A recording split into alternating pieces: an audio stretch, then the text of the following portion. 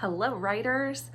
Okay, so yesterday you did an assignment where you wrote about your break and you wrote 5 sentences about things that you did over the Christmas vacation. Today we're going to jump right back into our regular writer's workshop activities. And before Christmas break started, we were doing persuasive writing. So that means we were writing for a reason. We were writing to convince someone to give us something, or we were writing to convince someone to let us do something. An example of this was when we read the book Click Clack Moo, Cows That Type. Remember when we read that storybook? It was about the cows who had a typewriter. They were typing to convince Farmer Brown to give them electric blankets. And eventually he did, right?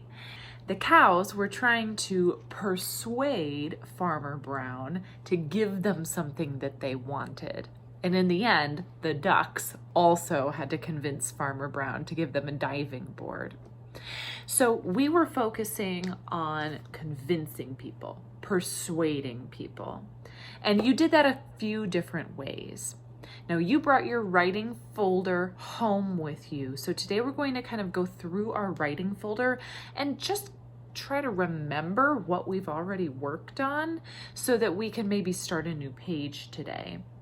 Now, unfortunately, I left my writing samples at school, so I can't show you exactly what I wrote, but I can remind you that I wrote a piece about asking my mom to let me have a sleepover, right?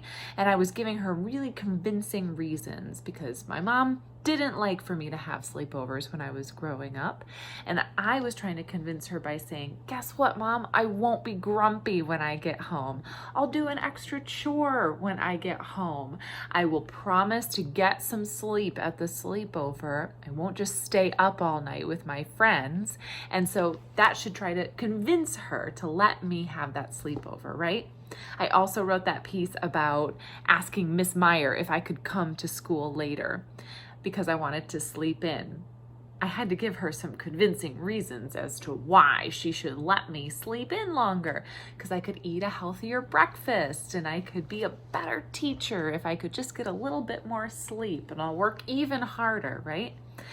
And in the end, the person that you're writing to might say no to your request. That's okay. Even if you're 100% sure that they're going to say no to your request, that's okay. The point is that we're writing in a persuasive way. The point is not really to try to actually get that thing that we want. So some of you were writing letters to your parents saying, asking them if your parents could let you do something, or if your parents could give you something, since we were writing right around Christmas time. And then we also started writing check it out pages. And check it out pages are when you write to convince someone to read a book or watch a movie or play a game that you really love. So we have all kinds of different ways to write during this unit. We have different ways to persuade people. Today, I want you to go back through your folder and just kind of review what you have already finished there. So that means you'll open your folder and you'll actually go through and read the pieces of writing that you have done. And when you read your pieces of writing, you might refresh your memory about what it is that you actually put on that paper, because it's been a while since we've been in our writing folder. It might inspire you to write something new. Going back and reading those old pieces that you wrote might give you insight as to what you need to fix when we go into the editing phase of our writing unit. So today, your job is really just to go back into your folder and read the persuasive writing pieces that you wrote in December. After you go back and read them, you might discover that you need to finish one of the pieces that you started that's not done yet.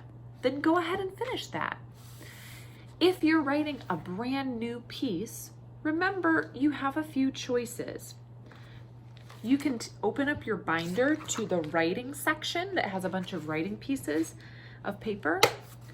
You can take the paper out because it might just be easier for you to actually do the writing if the paper is out, but then put it back in the binder when you're finished, just so that it doesn't get lost. We're going to try to keep all of these papers in this binder so that they can come back to school and I can see them eventually when we get back. If you are starting a brand new piece today, consider this for a topic. We have been asking people to give us something or to let us do something. Another thing that you could write about when you're trying to convince someone with your writing is you could be asking someone to stop doing something. So for example, in my neighborhood on the corner of my street, a lot of people leave their trash in this little garden area that is built up there. And I think it looks really bad when people leave their trash in the garden area. Something that I could do is take my words and put them on paper to try to convince the people in my neighborhood to stop littering. Or if you think about our school, our classroom, I know sometimes I see garbage like wipes or pieces of food packaging that don't get into the trash can. They just sit around the trash can. Maybe you could think about writing a persuasive piece asking people to stop leaving their garbage on the floor. So that's just something to consider for today as we maybe start a new writing piece. Remember, your whole goal is to spend 10 to 15 minutes reading your old pieces that you've already written, maybe adding to them if they're unfinished, and then starting a new piece if you still have time after that.